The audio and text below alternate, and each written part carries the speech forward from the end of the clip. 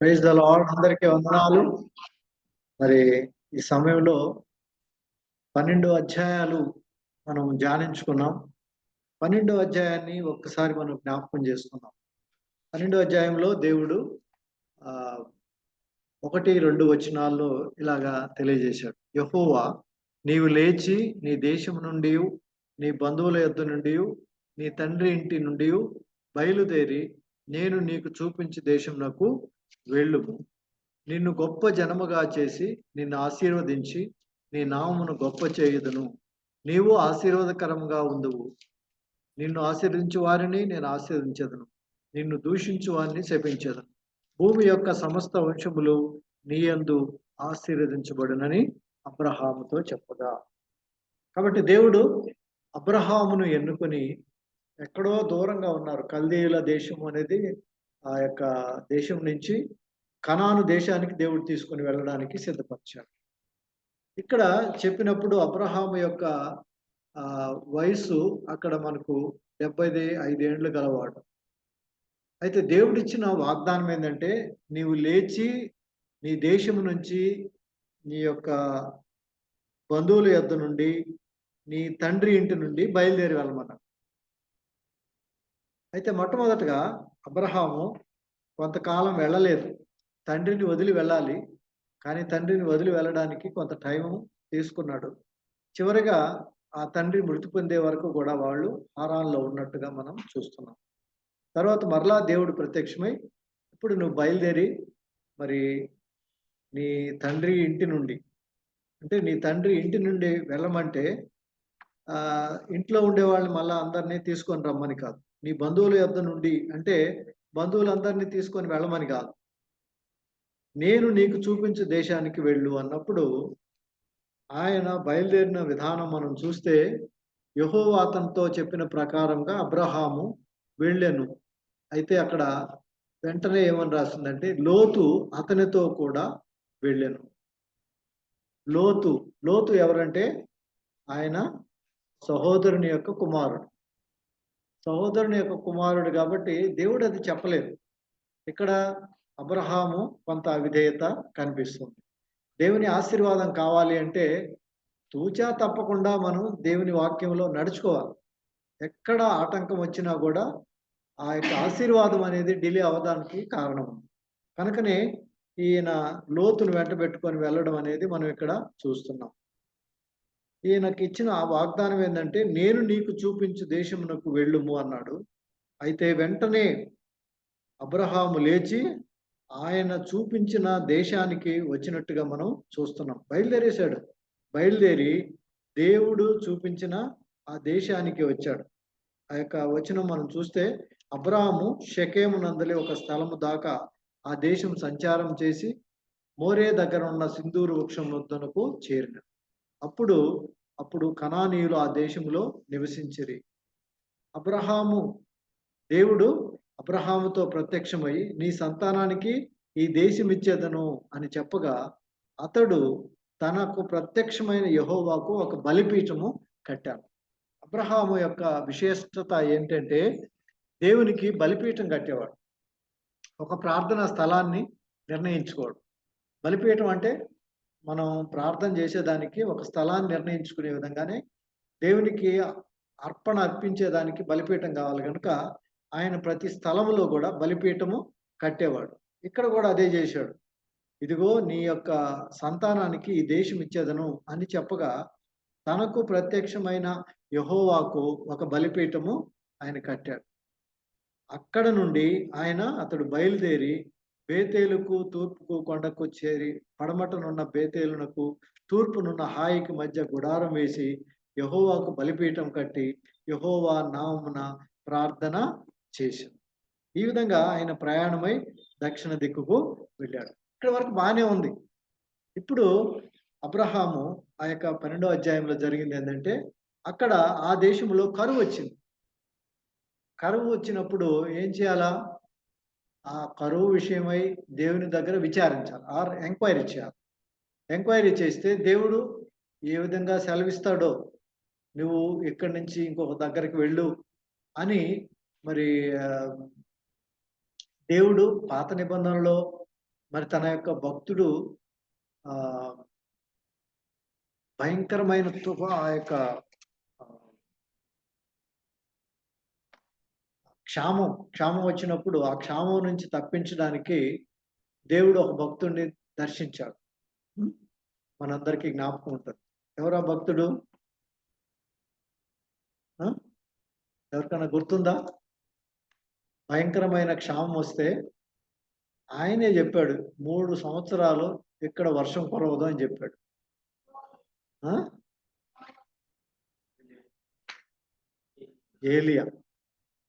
ఏలియా ఆయనే చెప్పాడు 3.5 సంవత్సరం వర్షాలు కురవలేదు. అయితే దేవుడు ఆయనకి ఏమని చెప్పాడు?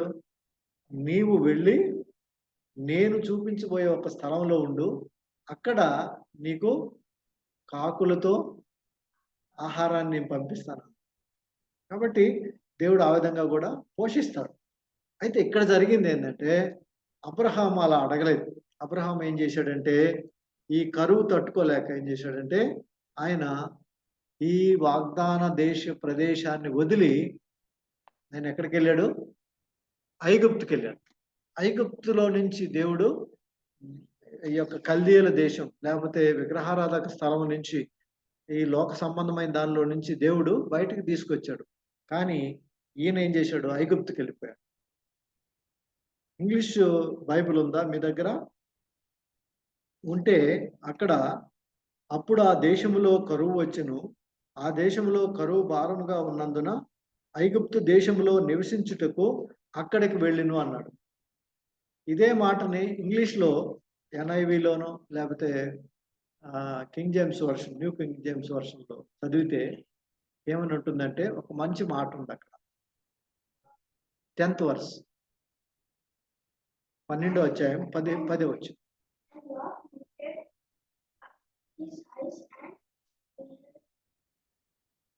12వ అధ్యాయం 10వ వచనం గట్టిగా చదువు వికాస్.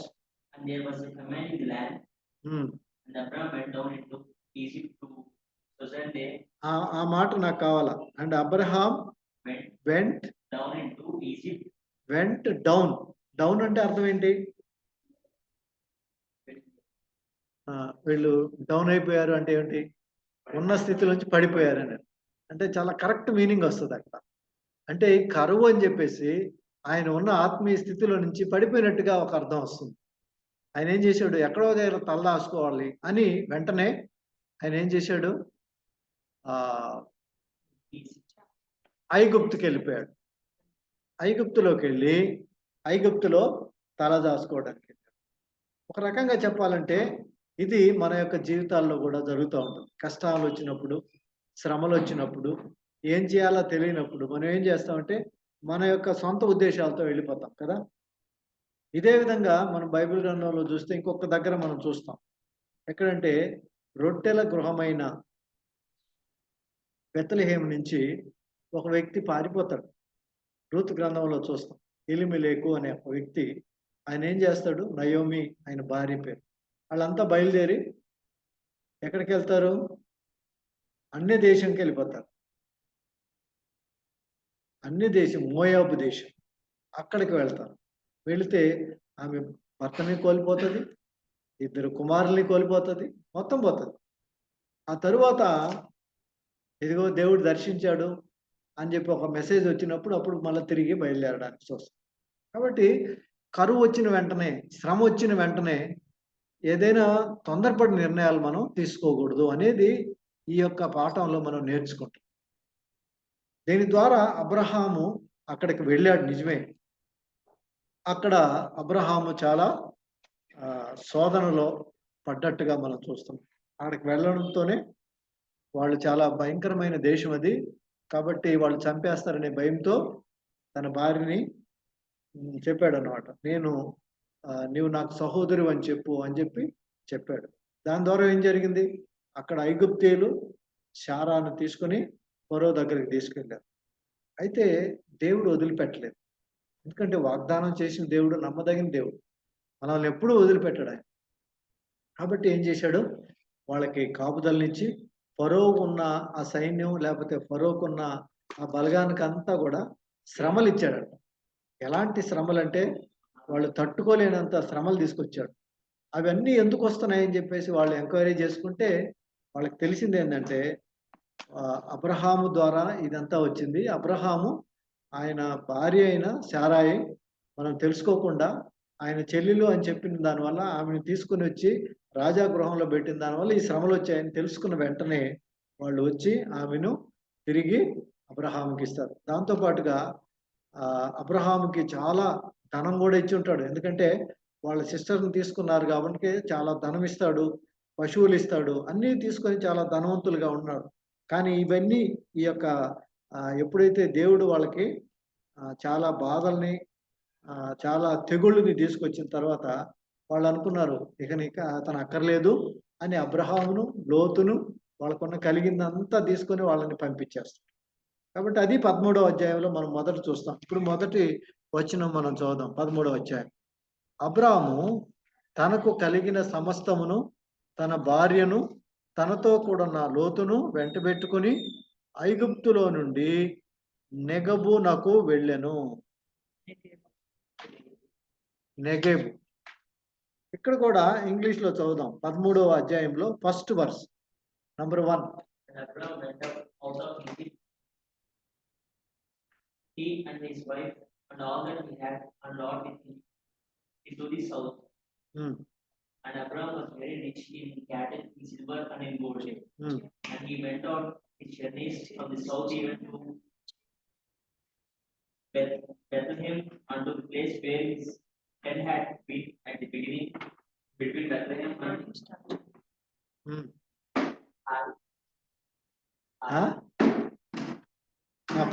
13:1 చదువు మరలా. Read 13th verse 1. And Abraham went up out of Egypt. సరిగా చదువు. Abraham went up out. సరిగా చదవాల. అక్కడే కావాలి నాకు మాట. Abraham went up. ఇందాకేం చూసాం? డౌన్కి వెళ్ళాడు. ఇప్పుడు ఏం చేశాడు? వెంట అప్ అంటే ఏంటి? నువ్వు ఆత్మీయంగా పైకి ఎదిగినట్టు, సోదరులో నుంచి బయటకు వచ్చినట్టు, లేకపోతే ఇంకా ఇంకా అనుకోవాలంటే మరి సరిగా దేవుని యొక్క డైరెక్షన్ లో ముందుకెళ్తున్నట్టు. ఇప్పుడు సరైన దేశంలోకి వచ్చాడు, సరైన ప్లేస్లోకి వచ్చాడు. ఎక్కడైతే నీకు ఆశీర్వాదకరంగా నేను ఇస్తానని కనాను చూపించాడో అక్కడికి వచ్చేటప్పుడు ఇది ఈ మాట కరెక్ట్ గా సరిపోతుంది. ఏమని? ఈ వెంట టు అక్కడ నెగేబ్ అనేది మరలా తిరిగి కనాను దేశంలోకి వచ్చాడు. అబ్రహాము అక్కడ 2వ వచనంలో చూస్తే ఎలా వచ్చాడంట ఆయన? Second verse. Very rich in cattles, silver, in gold. చూసారా? ఆయన కరువుతో వెళ్ళాడు, కానీ ఇప్పుడు రిటర్న్ వచ్చేటప్పుడు ఎలా వచ్చాడు ఆయన? బంగారం, వెండి. ఎక్కడి నుంచి వచ్చినాయి ఇవన్నీ? ఫరో ఇచ్చాడు. అంటే ఆయన ఆడికి వెళ్ళాడు, ఆయన సంపాదించుకొచ్చాడు అనేది కాదు. ఈ లాస్ట్ మెనీ థింగ్స్. యాక్చువల్గా ఆయన వాళ్ళ భార్యని చెల్లెలు అని చెప్పి అబద్ధం ఆడాల్సి వచ్చింది. అసలు ఆల్మోస్ట్ ఆమె కూడా థ్రెట్లో వెళ్ళిపోయేది. ఏమైనా చేసేవాళ్ళు వాడు ఈయన చేసిన పనికి. ఈయన ఎప్పుడైతే అలాగా దేవుని యొక్క నడిపింపు తీసుకోకుండా వెళ్ళాడో చాలా అనర్థాలు వచ్చినాయి, చాలా ఇబ్బందులు వచ్చినాయి. అంటే ఆత్మీయంగా మనకేం చెప్తుందంటే శ్రమలు, కష్టాలు. ఇప్పుడు మనకు ఉద్యోగాల్లో ఉన్నాం కాబట్టి ఇవన్నీ కూడా మనం చూసుకోవాలి. అక్కడ అబ్రహాము ఏ విధంగా ఏ పరిస్థితుల్లో నుంచి వెళ్ళిపోయాడో దానివల్ల ఆయనకు ఆశీర్వాదం రాలేదు, చాలా దోషాలు వచ్చినాయి. మరో అయితే యాక్చువల్గా నువ్వు చేసిన పని ఏంటి?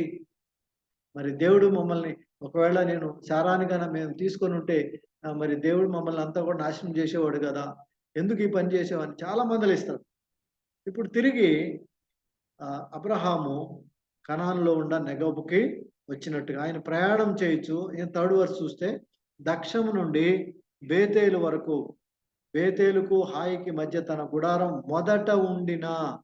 మొదట ఉండినంటే ఏ స్థలానికైతే వచ్చాడో ఆ స్థలంలో దేవుడు అన్నాడు, నువ్వు ఇక్కడే ఉండు, నేను ఆశీర్వదిస్తాను, నీకు అనేక జనాలకి నేను ఆశీర్వాదకరంగా ఉంచుతానని వాగ్దానం చేసిన ఆ దేశంకి వచ్చేసినప్పుడు దేవుడు నువ్వు ఇక్కడే ఉండు, నీ సంతానమునకు ఈ దేశం ఇచ్చేదనని చెప్పాడు. నీ సంతానానికి ఇస్తానన్నాడు. కాబట్టి అదే స్థలానికి వచ్చి, కాబట్టి ఇప్పుడు ఏం చేస్తున్నాడు? తాను మొదట బలిపీఠమును కట్టిన చోట చేరెను. అక్కడ అబ్రహాము యెహోవా నామమున ప్రార్థన చేసెను. హల్లెలూయా. చూసారా, ఆయన ఎప్పుడైతే దిగి వెళ్ళాడో ఐగుప్తుకి, అక్కడ ప్రార్థనలు ఏమి లేవు, అక్కడ బలిపీఠం ఏం కట్టలేదు. అంటే ఎప్పుడైతే దేవుని యొక్క గైడెన్స్ వదిలి మన ఇష్టానుసారంగా మనం ఎప్పుడైతే వెళుతూ ఉంటామో, అప్పుడు దేవుని యొక్క సన్నిధి మనకు దూరం అవుతుంది. మనం అనుకుంటాం దేవుడు చెప్పినట్టే వచ్చాము, కరువు కాబట్టి ఆడికి వెళ్ళాము. ఇప్పుడు చాలా మంది, ఎందుకంటే మీరు ఇట్లా చేస్తున్నారు, చర్చిలో మీరు చాలా సమయాన్నంతా, దేవుని సమయాన్నంతా దొంగిలిస్తున్నారు అట్లాగంటే, లేదండి మాకు అలాంటి అవసరం వచ్చింది అక్కడ, వాళ్ళకి కొంచెం ఇబ్బందులు ఇట్లా వచ్చినాయి, ఆ ఇబ్బందులు వచ్చినాయి, ఇవన్నీ కూడా మనం చెప్పుకుంటా ఉంటాం కదా. అలాగే ఇక్కడ కూడా కరువు వచ్చింది కాబట్టి మేము వెళ్ళిపోయినాము అని చెప్తాం. కరువు వచ్చింది కాబట్టి మేము వెళ్ళిపోయాం. కానీ అక్కడ జరిగింది చాలా వేదనకరమైన స్థితి. కానీ దేవుడు వదిలిపెట్టలేదు. అలాగా తిరిగి తీసుకొచ్చినప్పుడు మరలా తన మొదట ప్రార్థన చేసే ఆ యొక్క విధానం మరలా వచ్చింది. ఇప్పుడు ఏం చేశాడు? బలిపీఠము కట్టిన చోటకు వచ్చాడు. అక్కడ అబ్రహాము యెహోవా నామమున ప్రార్థన చేసాడు. హల్లెలూయా. ఇది మొదట 4 అంశాల యొక్క సారాంశం. సో ఇక్కడ వరకు అందరికీ అర్థమైంది అనుకుంటాను. Is there any doubt? ఎక్కడైనా కూడా మీరు అడగచ్చు, ఒకవేళ స్పెసిఫిక్గా ఏదైనా ఉంటే. ఇప్పుడు అబ్రహాముని దేవుడు ప్రత్యేకపరుచుకున్నాడు. ఆయన చూపించిన దేశం అంటే కనాను దేశానికి తీసుకొచ్చాడు. అక్కడ క్షామం లేకపోతే తెగులు కాదు, కరువు వచ్చింది. ఆ కరువును తట్టుకోలేక అబ్రహాము ఐగుప్తుకి వెళ్ళిపోయాడు. అది దేవుని చిత్తం కాదు. కాబట్టి శ్రమలు అనేకంగా ఆయన మీద పడి ఆడి నుంచి తిరిగి దేవుడు ఎక్కడైతే వెళ్ళమని చెప్పాడో ఆ దేశానికి వచ్చాడు. ఇప్పుడు అక్కడ యెహోవా నామమున ప్రార్థన చేశాడు. Praise Lord. ఇప్పుడు మనం 5వ 6 వచనాలు చదువు. అబ్రాహాముతో కూడా వెళ్ళిన లోతుకు గొర్రెలు, ఒడ్లు, గుడారములు ఉండెను కనుక వారు కలిసి, గట్టిగా చదవాలి, ఎందుకంత లోతుగా చదువుతున్నారు? వారు కలిసి నివసించారు. ఆ ప్రదేశం చాలా గొప్పది. ఎందుకనగా వారి ఆస్తి వారు కలిసి నివసించిన విస్తారమైనది. అప్పుడు అబ్రాహాము పశువుల కాపరులను, లోతు పశువుల కాపరులను కలహం పెట్టాడు. అబ్రాహాము 2 కలిపి చదవాలి. అబ్రాహాము పశువుల కాపర్లు అనాలి దాన్ని కదా. అబ్రాహాము పశువుల కాపర్లు, అబ్రాహాము అంటే విడిపిడిపిడి ఇట్లా పోతుంది కదా, అట్లా చదవకూడదు. అబ్రహాము యొక్క పశువుల కాపర్లు, అది మీనింగ్. అబ్రహాంకి పశువుల కాపర్లు అట్లా కాదు. అబ్రహాం పశువుల కాపర్లు, లోతు పశువుల కాపర్లకు కలహము పుట్టినందు.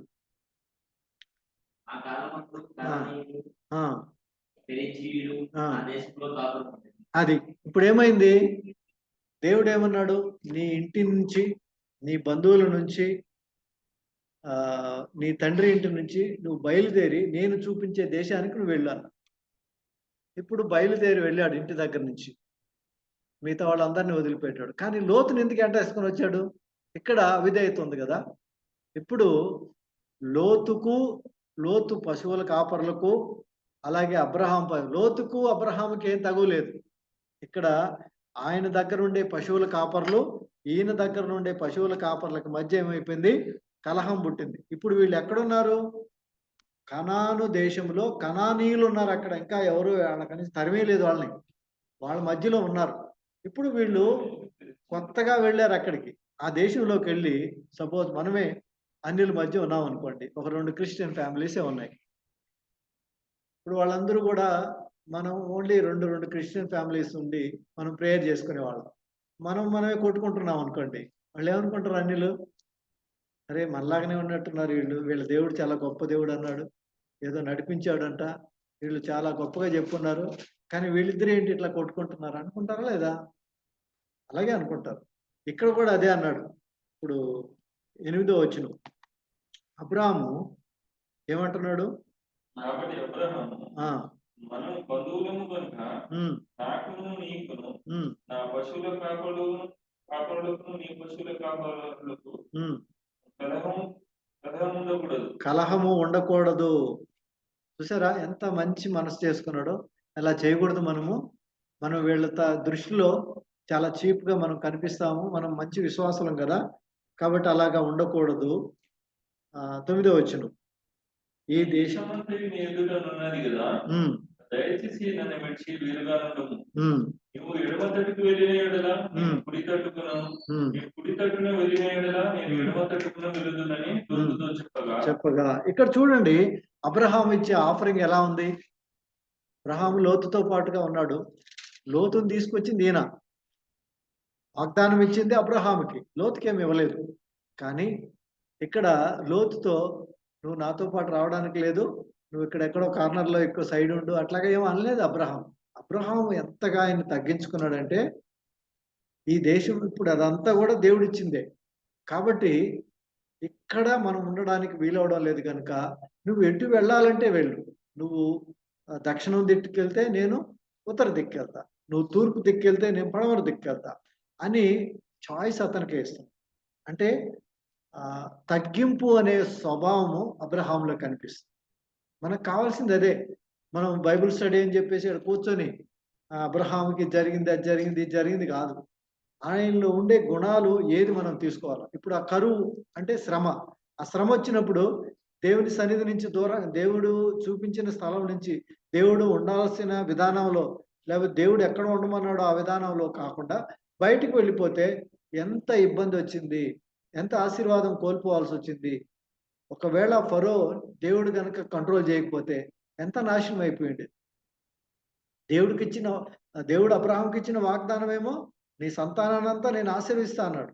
ఇక్కడెళ్ళి ఫరో వెళ్ళిపోయి వాళ్ళ భార్యను తీసుకొని ఆ విధంగా వెళ్ళిపోతే ఇంకా ఎక్కడ వస్తది వాగ్దానం? కనుక చాలా డేంజర్‌లో పడిపోతారు.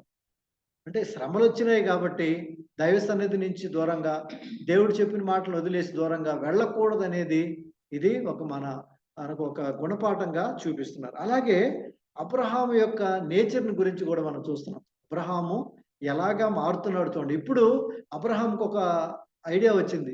అరే! దేవుడు చెప్పిన దాని నుంచి నేను ఇంకా తొలగకూడదు. ఆల్రెడీ ఒక తప్పు చేశాను. ఇది దేవుడు ఎక్కడైతే వెళ్ళమన్నాడో అక్కడికొచ్చి అక్కడి నుంచి ఐగుప్తులోకి నేను వెళ్ళకుండా ఉండాల్సింది. కానీ వెళ్ళాను. మరలా దేవుడు నన్ను తిరిగి తీసుకొచ్చాడు. ఇంక నేను తప్పు చేయనని. ఒక ధైర్యంగా ఇక్కడేమంటున్నాడంటే, "నువ్వు ఎలాగైనా వెళ్ళు. నేను అపోజిట్‌లో నేను వెళ్తాను" అని తన్ను తాను తగ్గించుకొని ఈ యొక్క లోతుకి ఆఫర్ చేశాడు. అయితే లోతు మాత్రం అంత మంచిగా ఆలోచన చేస్తున్నట్టుగా మనకిక్కడ కనిపియడం లేదు. ఎందుకంటే లోతుని తీసుకొచ్చింది ఈయన. ఆయన ఏమని ఉండాలా? లేదండి మీరు పెద్దవారు, మా నాన్న తర్వాత మరి నాన్న లాంటి వాళ్ళు. కనుక మీరు ఏది చెప్తే అది నేను చేస్తానని చెప్పుండాల్సింది. హి షుడ్ హావ్ యాక్చువల్‌గా ఆయన్ని ఒప్పించుండాలి. కానీ ఇక్కడ ఏమీ లేదు లోతు. వెంటనే ఆయన చెప్పిన వెంటనే ఆయన ఏం చేశాడంట? లోతు ఏం చేశాడు? కన్నులెత్తి యొర్దాను ప్రాంతమంతటిని చూచెను. యెహోవా సొదొమ గొమొర్రా అను పట్టణములను నాశనం చేయకున్నట్టు సోయారు వచ్చే వరకు అదంతయు యెహోవా తోట వలెను ఐగుప్తు దేశం వలెను నీళ్లు పాలు దేశమై ఉండెను. కాబట్టి లోతు తనకు యొర్దాను ప్రాంతమంతటిని ఏర్పరచుకొని తూర్పుగా ప్రయాణం చేశాను. అట్లు వారు ఒకరినొకరు వేరైపోయారు. చూసారా? ఇక్కడ లోతు యొక్క వే ఆఫ్ లుకింగ్ అంటే చూసే విధానం మనం తెలుసుకోవాలి. మనం ఏం చేస్తాం? ఏది బాగుంటే అది చేసుకుంటాం కదా! ఇందులో ఈ దేశంలో నీకేదో ఒక పార్ట్ తీసుకోండి అంటే అంతా చూసుకొని ఏది బాగుందో కన్నులకి అది నేను తీసేసుకుంటాను అన్నాడు. ఫైనల్‌గా ఆయన తీసుకున్నది ఏంటంటే సొదొమ గొమొర్రా. అంటే నాశనం చేయక ముందు అది చాలా దేవుని తోటలాగా ఉన్నదంట. దేవుని తోటలాగా ఉందంట. యెహోవా తోటలాగా ఉందంట.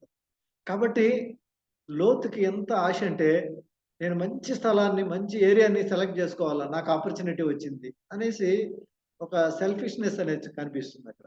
కానీ అలాగా అది ఆ పట్టణాలు నాశనం చేయక మునుపు అదంతా యెహోవా తోట వలె ఉండింది కాబట్టి లోతు దాన్ని ఎన్నుకున్నట్టుగా మనం చూస్తున్నాం.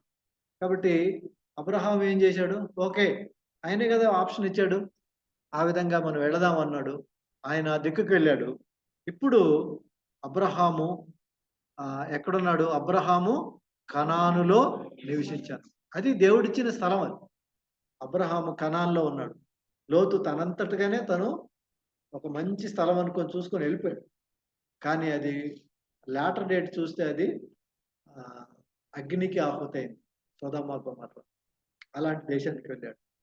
ఓకే, ఇప్పుడు అబ్రహాము చూడండి, అబ్రహాము కనానులో నివసించెను. లోతు ఆ మైదానమందున్న పట్టణ ప్రదేశాల్లో కాపురం ఉండి ఎక్కడికి వెళ్ళాడంట? సొదొమ దగ్గర తన గుడారమును వేసుకున్నాడు. సొదొమ మనుషులు దుష్టులు. అప్పుడే దేవుడు చెప్తున్నాడు, సొదొమ ఎక్కడికైతే వెళ్ళాడో ఆ మనుషులు దుష్టులు, యెహోవా దృష్టికి బహుపాపులై ఉన్నారు. అప్పటికే చాలా డేంజరస్ పరిస్థితిలో ఉన్నాడు అన్నమాట. కానీ లోతును దేవుడు తప్పించాడు. అయితే అబ్రహాముకి ఇచ్చిన ఆశీర్వాదం దేవుడు అబ్రహాముకి ఇవ్వడానికి చూస్తున్నాడు. అయితే అబ్రహాంతో పాటుగా కూడా కొంతకాలం వాళ్ళ తండ్రి ఉన్నాడు. దేవుడు ఏమన్నాడు? నీ తండ్రి ఇంటి నుంచి బయలుదేరన్నాడు. అయినా తండ్రిని పట్టుకున్నాడు. తండ్రి చనిపోయే వరకు అక్కడే ఉంచాడు. ఇప్పుడు మళ్ళా లోతును వెంట పట్టుకొని వచ్చాడు. లోతును పక్కకు తప్పించే వరకు దేవుడు చూస్తూనే ఉన్నాడు. కానీ పూర్తిగా ఆశీర్వాదం ఇవ్వడానికి కుదరలేదు. అప్పుడు మరలా చెప్తున్నాడు ఏమని? ఇప్పుడు 14వ వచనం. అబ్రహాము విడిచిపోయిన తర్వాత యెహోవా నీ కన్నులెత్తి నీవు ఉన్న చోట నుండి ఉత్తరపు దక్షిణపు తట్టు తూర్పు తట్టు పడమర తట్టు చూడుము. ఎందుకనగా నీవు చూచుచున్న ఈ దేశమంతటిని నీకును నీ సంతానమును సదాకాలం ఇచ్చేది. హల్లెలూయా. ఇది మరలా దేవుడు చెప్తున్నాడు. యాక్చువల్ గా దేవుడు మొట్టమొదటిగా వచ్చినప్పుడే చెప్పేశాడు, నీ సంతానానికి ఇది ఇస్తాను అని. ఆయన ఆయన ఆయన ఏమని ఆశీర్వదించాడు? నేను చూపించు దేశమునకు నీవు వెళ్ళుము, నిన్ను గొప్ప జనముగా చేసి నిన్ను ఆశీర్వదించి నీ నామాన్ని గొప్పం చేస్తాను, భూమి యొక్క సమస్త వంశాలు నీ యందు ఆశీర్వదించబడతాయని చెప్పాడు. కాబట్టి ఆ యొక్క వాగ్దానాన్ని దేవుడు మరలా రిపీట్ చేస్తున్నాడు. ఇక్కడ ఏమంటున్నాడంటే, ఈ దేశం అంతటా నీకు నీ సంతానానికి సదాకాలం ఇస్తానన్నాడు. హల్లెలూయా. ఈరోజు ఇజ్రాయెల్ కొట్లాడుకునే దానికోసమే. ఇది మా తండ్రికి ఇచ్చిన వాగ్దానం అబ్రహాముకి ఇచ్చిన వాగ్దానం. కాబట్టి అబ్రహాము యొక్క సంతానం మేమే అని ఇజ్రాయేలు ఈరోజు పాలస్తీనా దేశంలో ఇంకా ఫైటింగ్ అనేది ఆ యొక్క టెంపుల్ గురించి కూడా జరుగుతూనే ఉంది.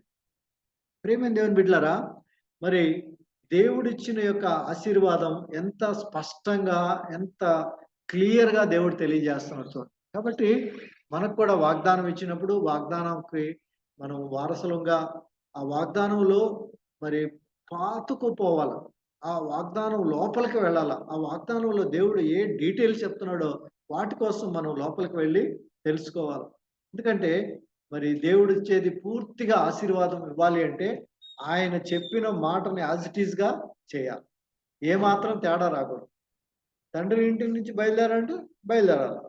అలాగే బంధువులను వదిలిపెట్టాలంటే వదిలిపెట్టాలి. కాబట్టి ఇక్కడ కూడా ఇవన్నీ జరిగి ఆ యొక్క కనాను దేశంలో వచ్చిన తర్వాత దేవుడు ఆయనకి వాగ్దానం చేస్తాడు. ఈ సంతానము ఎలా ఉంటుందంట? 16వ వచనం, నీ సంతానము భూమి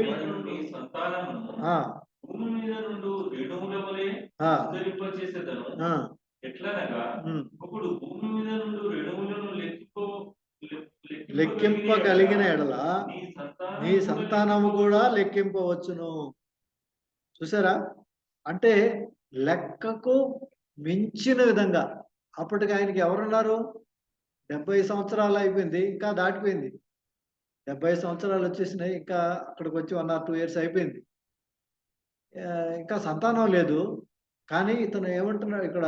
దేవుడు ఏమంటున్నాడంటే, ఇసుక రేణువులంతగా ఉంటారు, నువ్వు లెక్క పెట్టినట్టు కూడా వీలుగా అంతమంది నీకు నీ సంతానంలో ఇస్తాను.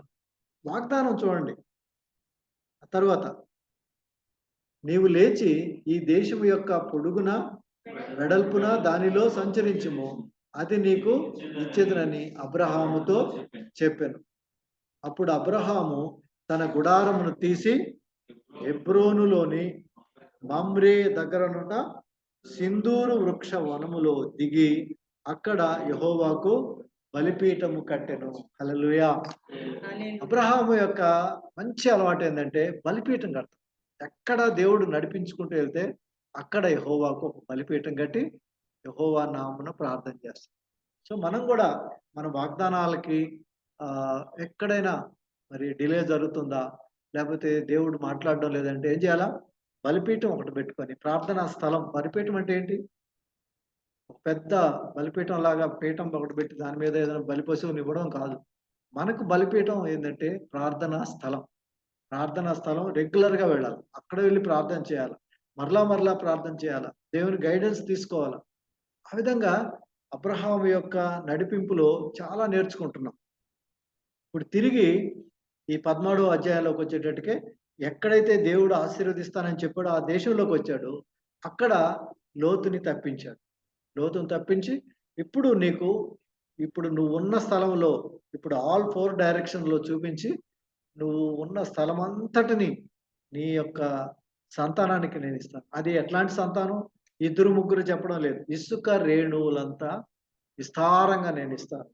ఇది వాగ్దానం చేశాడు. హల్లెలూయా. మరి ఈ యొక్క 13వ అధ్యాయంలో మరి మన యొక్క విశ్వాసానికి సంబంధించి మనం అప్లై చేసుకోవాల్సిన పాఠం తీసుకుంటే, దేవుడు నిన్ను ఎక్కడ ఉంచాడో, ఏ విధంగా నిన్ను నడిపిస్తూ ఉన్నాడో ఆ యొక్క నడిపింపులో పూర్తిగా నువ్వు లోపడాలి. అప్పుడు అబ్రహాము లాగా ఆశీర్వాదం నీకు కూడా వస్తుంది. మనం తప్పిపోకూడదు, విశ్వాసంలోంచి తప్పిపోకూడదు. సన్నిధిని మరి ఆ యొక్క దేవుని సన్నిధిని మనం అలక్ష్యం చేయకూడదు. అలాగే దేవుని సన్నిధిలో ప్రార్థన చేయడం తగ్గించకూడదు. దేవుని యొక్క గైడెన్స్ తీసుకోవడంలో తప్పిపోకూడదు. ఆ విధంగా కనుక మనం రెగ్యులర్గా ప్రభు సన్నిధిలో ఉండి ప్రార్థన చేస్తూ గనక ఉంటే దేవుడు చక్కని నడిపింపు మనకిస్తాడు. అబ్రహాముకి ఈరోజు ఆయన మూల పురుషుడయ్యాడు. అబ్రహాము అందరికీ కావలసిన వాడయ్యాడు కదా.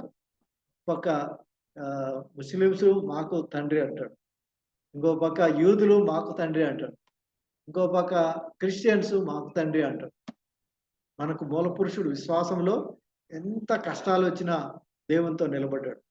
కానీ ఆయన దగ్గర కూడా మనం అవిధేయత చూసాం. ఆయన వెళ్ళొద్దు అన్న చోటకంటే నేను చూపించే దేశంలోకి వెళ్ళే కానీ ఇంకొక ప్రదేశాన్ని వెళ్ళకూడదు అంటే ఆయన మాట అంటే దానిలో నిలబడకుండా ఐగుప్తులోకి వెళ్ళాడు. ఐగుప్తులోకి వెళతానని శ్రమలన్నీ వచ్చేసి అక్కడి నుంచి దేవుడు వదిలిపెట్టలేదు. ఇది మనకు మరలా నేను చెప్తున్నా. నువ్వేదో చిన్న తప్పు చేసావు కాబట్టి దేవుడు వదిలిపెట్టేస్తాడని కాదు, కానీ శ్రమలు మన మీదకి పడుతూ ఉంటాయి. ఒకవేళ ఆడకి వెళ్లకుండా ఉంటే దేవుడు కొద్దిగా ముందుగానే ఆశీర్వదించేవాడేమో. టైం లాస్ అయింది, అక్కడికి వెళ్ళిన దానివల్ల టైం లాస్ అయిపోయింది. కాబట్టి నువ్వు తొందరపడి వెళ్ళిన దానివల్ల దేవుడు వదిలిపెట్టాడు. కానీ నీవు దేవుడు ఏర్పాటు చేయబడిన సమయంలో ఆశీర్వాదం పొందుకోలేవు. It will be getting delayed. ఆ డిలే కారణం ఏంటి? నీ అవిధేయత. నువ్వు దైవ సన్నిధిలో నుంచి పరిగెత్తడం, దేవుని మాట వినకుండా దూరం అయిపోవడం. కాబట్టి ప్రియమైన దేవుని బిడ్డలారా, మరి యొక్క 13వ అధ్యాయంలో చక్కగా దేవుడు మనకు గైడెన్స్ ఇస్తున్నాడు. వీటన్నిటినీ నేర్చుకున్న తర్వాత దైవ సన్నిధినికి ప్రాముఖ్యం ఇద్దాం. దేవుడు ఎక్కడ నిన్ను చేయమంటున్నాడో అది చిన్నదైనా ఆయన తిరిగి మాట్లాడే వరకు మనం ఎదురు చూస్తూ ముందుకు సాగాలని తెలియజేస్తూ మరి ఈ కొద్ది మాటలను దేవుడు దీవించేలాగా మనం ప్రార్థన చేసుకుందాం. మరి వాక్యం విన్న వాక్యం అందరిలో ఫలించాలి. మనం ప్రార్థన చేసుకుందాం. మహాగణుడా, మహాపరిశుద్ధుడా, దేవా నీకు వందనాలు, స్తోత్రాలు చెల్లించుకుంటున్నాం. ప్రత్యేకంగా నాయనా ఈ యొక్క జెనసిస్ ఆది కాండంలో ఇప్పటి వరకు నాయన 13 అధ్యాయాలు మేము ధ్యానించాం. ఈ 13వ అధ్యాయంలో అబ్రహాముని మళ్ళా తిరిగి మీరు కనాను దేశానికి తీసుకొచ్చారు. ఆయన నీ వాగ్దాన ప్రకారంగా ఆయన లోతును కూడా పక్కన పెట్టాలి, తన బంధువుల్ని పక్కన పెట్టాలి, తన ఇంటి వారిని పక్కన పెట్టాలి. నీవు చూపించే దేశానికి అబ్రహాం మాత్రమే తన కుటుంబంతో రావాలి. ప్రభువా, ఆ యొక్క మార్గంలో అబ్రహాము తిరిగి బలపడి తనకు ఏదైతే నిర్దేశించాడో ఆ ప్రదేశానికి వచ్చినందుకు ప్రభువా నీవు ఆశీర్వదించావు, దీవించావు. అబ్రహాముకి నీవు ఇచ్చిన వాగ్దానం ఎంత గొప్పది నాయన. ఆయన ద్వారా సమస్త జనములు ఆశీర్వదించబడతాయని ఈరోజు మేమందరం కూడా ఆయనలో నుంచి వచ్చిన దావీదు, ఆయనలో నుంచి వచ్చిన క్రీస్తు ద్వారా మేమంతా కూడా ఆశీర్వదించబడ్డాం. ప్రభువా నీకు వందనాలు తండ్రి. అయ్యా ఈ యొక్క విశ్వాసంలో మేము కూడా బలంగా ముందుకు సాగే విధంగా సహాయం చేయమని, మా సంఘంలో ఇంకా ఎవరైతే ఇంకా బలహీన స్థితిలో ఉన్నారో వాళ్ళని జ్ఞాపకం చేసుకోండి ప్రభువా. ఇంకా నైనా సన్నిధిని నైనా ఇంకనూ నేను ఆ యొక్క విలువనివ్వకుండా దూరంగా వెళ్ళిపోతూ ఏదేదో మరి కారణాలు చెప్తూ వెళ్ళిపోతున్న వాళ్ళతో మీరు సూటిగా మాట్లాడి బలపరచండి ప్రభువా. నీ సన్నిధిని ఎంత ఆనందం ఉందో, నీ మార్గంలో వెళుతుంటే ఎంత దీవెన ఉందో మేము తెలుసుకున్నాం కనుక ఆ విధంగా మమ్మల్ని, మా సంఘాన్ని దీవించి ఆశీర్వదించమని, ముందున్న సమయాన్ని అంతటిని మీరే ఆశీర్వించి బలపరిచి మహిమ పొందమని, ఈ విధంగా సంఘమంతా కూడుకోవడానికి కూడా కృప దయచేయమని యేసు క్రీస్తు పరిశుద్ధ నామములో ఈ ప్రార్థన వేడుకుంటున్నాను తండ్రి. Amen. Amen. Praise the lord. అందరికీ వందనాలు. Thank you. మరి నిజంగా మరి